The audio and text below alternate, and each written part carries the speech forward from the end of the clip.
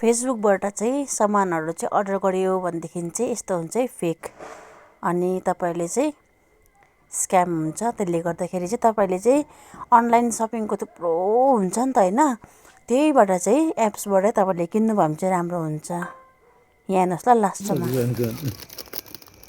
ल है अघि चाहिँ साबुन निस्केको थियो, सेम बट्टा सेम प्राइसको दाम हो। अब चाहिँ के निक्लिनु यता अङ्कलको हो सामान। होइन नाम चाहिँ मेरै होला नि, कुमार विष्ट तपाईँकै हो। विष्ट भन्नाले गर्दा चाहिँ मात्रै नि त्यस्तै छ त हौ। हेड एन्ड सोल्डर भइगयो होला। कालो साबुन यो कस्तो के हरामी गरिदिएको है। यो त प्रोडक्ट छ नि खतम है।